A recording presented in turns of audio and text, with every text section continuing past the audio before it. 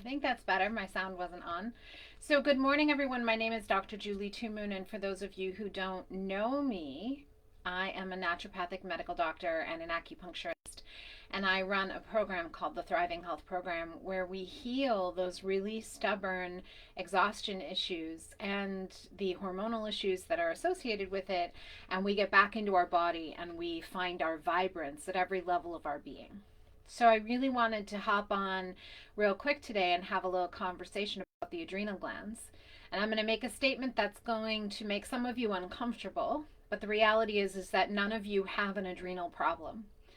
I know that you may have had tests that indicate, oh, your cortisol's too high, the rhythm is off, your cortisol's too low. They've given you diagnoses even. They've said, oh, you're at stage 1, stage 2, stage 3, stage 4 of adrenal exhaustion or fatigue. And here's the truth, those are byproducts of the real problem. And treating the adrenals is going to leave you frustrated. It's going to leave you with more health challenges, and it's going to leave you stuck. And there's a lot of really good reasons for it. And I think it's essential that you understand this because in the functional medicine world, I know I have a functional medicine certification. I'm a naturopathic medical doctor. You know, we talked a lot about adrenal glands. And when I got my functional medicine certification when I was in practice, you know, those adrenal tests were big hitters. Not only because they were a quick way to give people an answer, but because they also led then to use of very particular protocols. You know, those protocols are kind of well established. A lot of people are using the same dominant protocols. Even a lot of supplement companies have those protocols all laid out for the practitioners. You know, for your adrenal fatigue patients, you're going to give them this, and this. And it's pretty much all oriented on supporting the adrenals, with the idea being that if you recover the adrenal glands, that everything will be fine, that you'll exit stress response mode, that your body will balance, that the hormonal systems will come in line.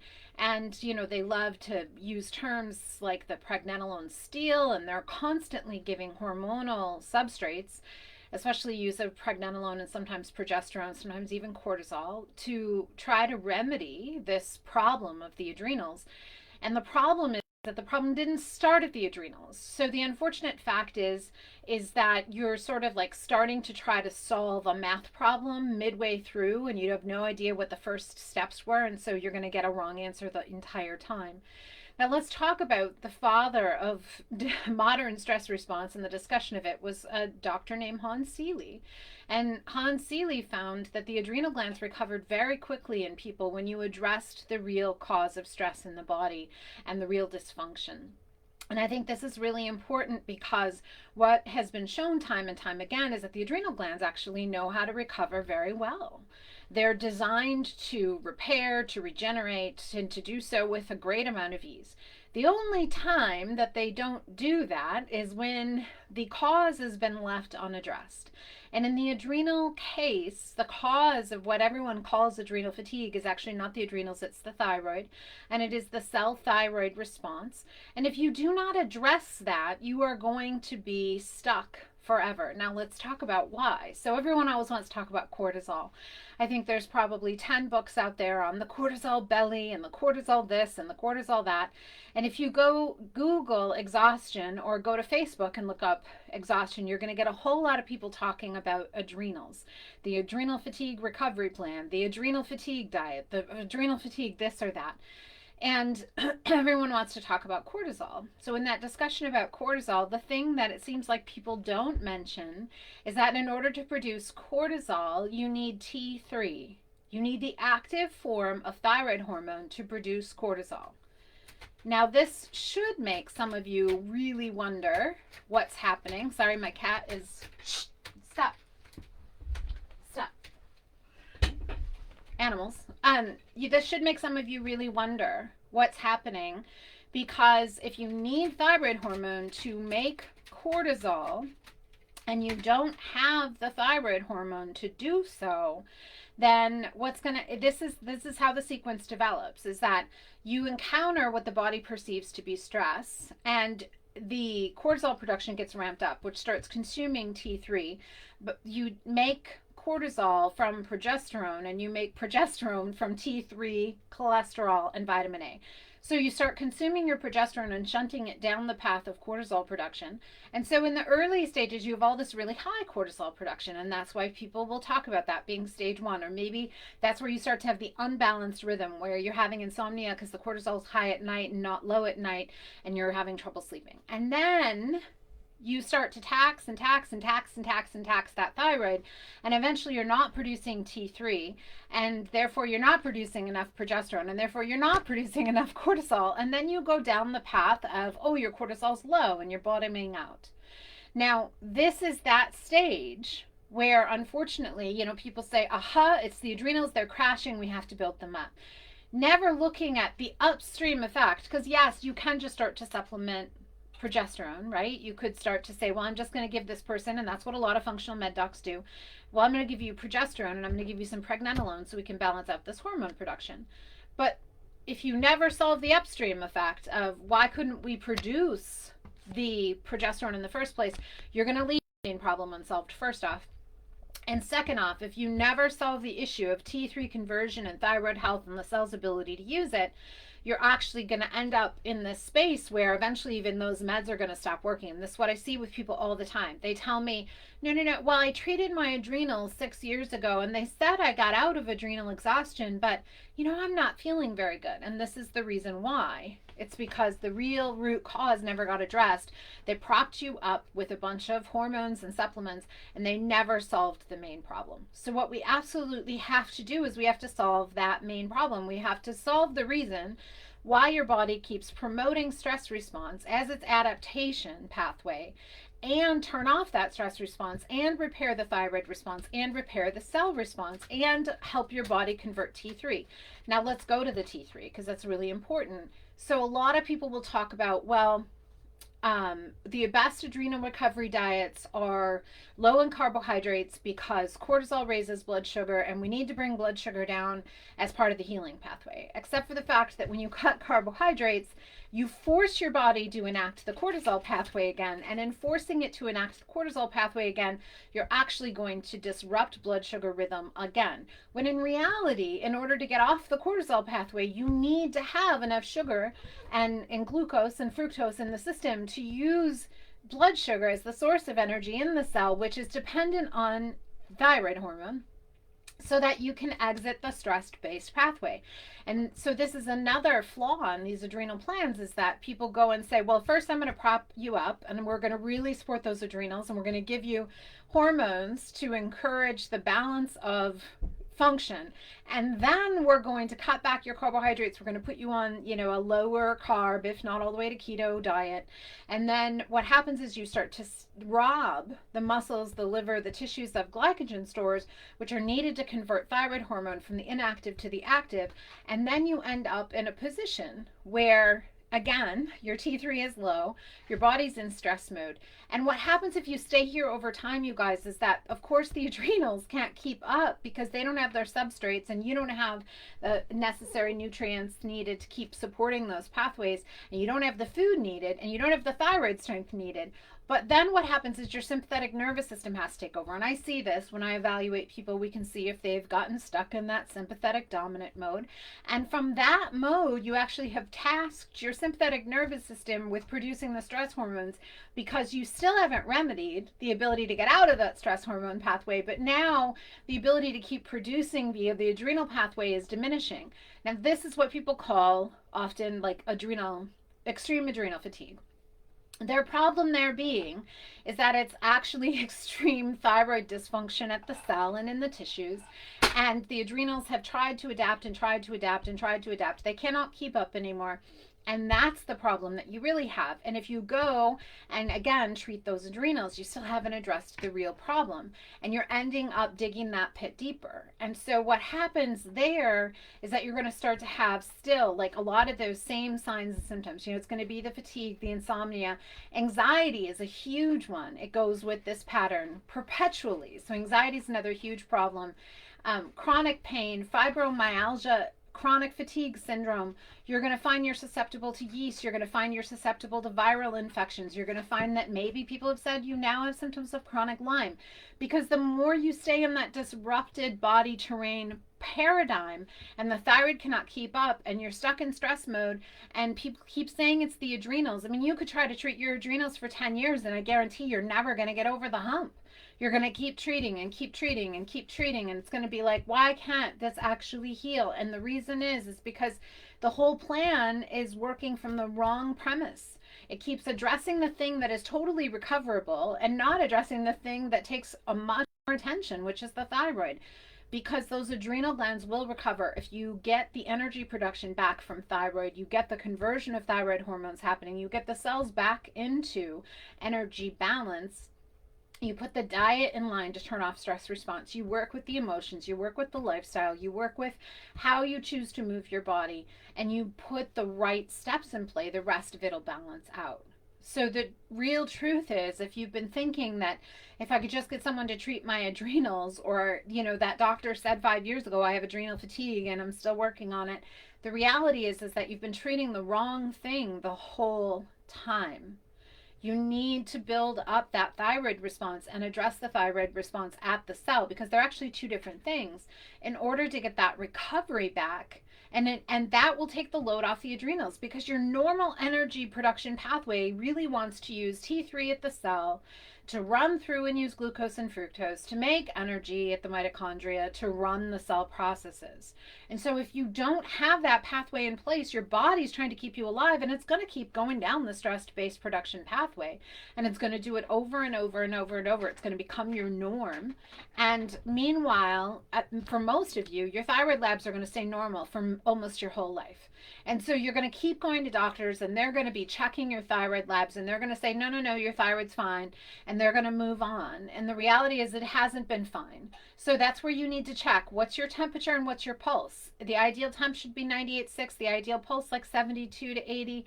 You should be somewhere in that range. If your pulse is high, your temp will go artificially high.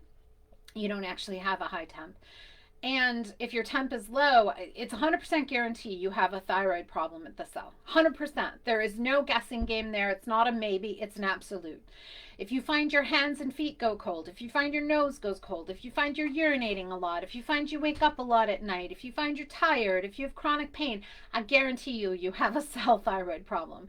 And no lab test for thyroid is ever going to show it to you. So if you keep barking up that tree, quite honestly, it's not ever going to get fixed. And I guarantee you don't have an adrenal problem, not in that classic sense. The adrenals are tired because the rest of the system can't keep up. They are not the primary.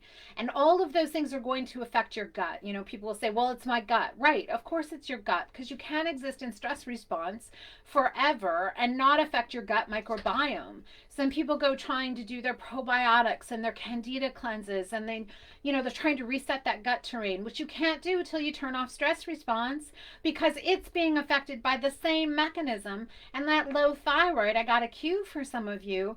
People always say, like, well, I have a dairy sensitivity. Of course you do. Dairy, the lactase production in your gut is dependent on thyroid. Again, it's dependent on thyroid. So all of these food sensitivities, all this gas and bloating, all this terrain disruption, oh, your microbiome, it still all goes back to that same cause, that same origin cause that is getting vastly ignored throughout medicine, throughout functional medicine. I've never seen a functional medicine practitioner pay attention to this root cause. I don't even see many naturopaths pay attention to this root cause, because it's outside the paradigm that we were given when we went to school and when we got our certifications. And so as a result, people are ending up getting missed. And that gut can't heal. The same thing goes for liver detox, because that's another thing people love to tell adrenal fatigued people. We need to detox your liver. You cannot detox the liver if you do not have that stress response turned off. Your body's wise, and it knows that that is not the best next step. It is not the action of most power. And so again, you can't put the liver into detox mode until you turn off the stress response and get the bile flowing, which is dependent on turning off the stress response and getting the thyroid healing, so that you can move that bile so your body knows it's a safe bet to detoxify. So all those things that people keep saying, like, do this first and do this adrenals first, they're jumping the gun because they've come under the false assumption that if they heal the adrenals, they turn off the stress response. And it doesn't work that way. The adrenals are not the cause of the stress response. They are reacting to the prompt for stress response, which is based off of your cells being injured by things like polyunsaturated fats, which are blocking thyroid, which are then shutting down thyroid response at the cell, which then force your body to go into stress response. It's by lifestyle that is pushing us too hard, and we don't have enough fuel there, so the body shifts into stress response. It is by lifestyle that pushes us too hard, and then estrogen rises in the tissues, and that blocks thyroid and glucose utilization at the cell, and then pushes us into stress response. It is our dependence on diets that are not structured well, where we're not eating carbs or not eating enough carbs, and we're eating too much protein it is sitting, and that pushes us into stress response. It is the outside stressors. It is the blue light stressors, the EMF stressors, the relational stressors, the fact that we're never taught to feel our feelings and get into our body and connect with ourselves and learn how to love ourselves and accept ourselves. Those are the other stressors that also are part of that. Shove us down the stress pathway again, turn off the balanced production of energy at the cell, and we end up again tanked. And everyone wants to loop all of that under this guise of adrenal fatigue. And the fact is, you just simply don't have adrenal fatigue. I get that you're exhausted. I get that, you have all these symptoms, but you don't have adrenal fatigue. You have a thyroid problem that's gone undiagnosed. And I don't care if you've been given thyroid, because people will say, well, they did give me Levo. Great. Levo is, first of all, just T4. For a lot of people, that does nothing to enhance the cell responses or the conversion events. It just makes the TSH normal. Some people have been given Armor and Nature-Throid, and they're still finding the same problem. Because again, if you do not line up the food and the tissue responses and the cell responses and deal with that totality of the person, you can give someone T3 and you're actually going to shove them deeper into stress response because the body can't utilize it because it doesn't have the nutrients, it doesn't have enough carbohydrate, it doesn't have the right balance of food, because there's emotional blocks, because of a whole host of things. That's why the pill model to me is just confounding, because it just doesn't work. So if you're a person who's been thinking like, I bet I have adrenal fatigue, or they told me I have adrenal fatigue, and they've been treating my thyroid, they haven't been addressing the cause. Because if they had been, you would feel so much better.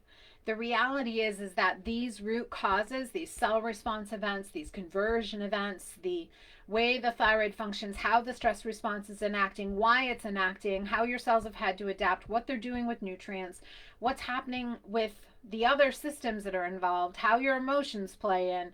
It's all needing to be looked at and addressed. And this is what I do with my clients, because it is the whole person. Healing is not a one pill event or a one protocol event. It is every single part of you. And until your healing is approached as an every single part of you event, I guarantee, you're going to be sitting there wondering, what's up? It's not making me feel that kind of vitality I was looking for. It's not bringing me to that space of understanding and connection and love and joy within my body. And it's not bringing my hormones back in line. And I'm not seeing it in the totality of me. And that's why.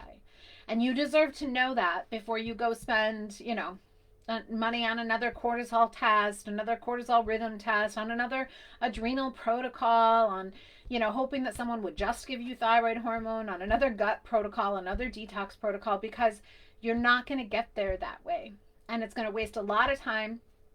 And it may invoke a lot more stress in your body and really leave things stuck in ways that then take even longer to recover from. I can't tell you the number of times I've unfortunately had women come to me and they've spent 10 years on adrenal protocols. And for what? Like, their body's in a worse state of function than it was when they started. Because this whole time, the real root cause has been burning out of control. And everyone keeps looking over here thinking, well, gosh, maybe if we just do it a little bit better. And no one's been treating the root cause. And root cause is the only way we heal. I mean, we're this dynamic being. We're magical. Our bodies are magical, but we do have to understand how they work and treat it with deference and stop falling for shiny object syndrome, which adrenal fatigue is a shiny object syndrome in the world of medicine.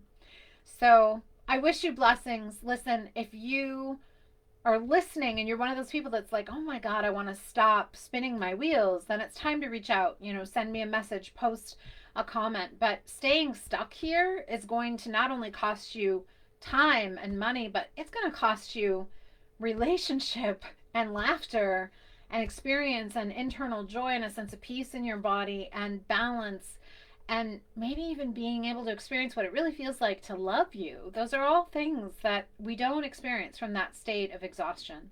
So you're worth it for that. All right, blessings.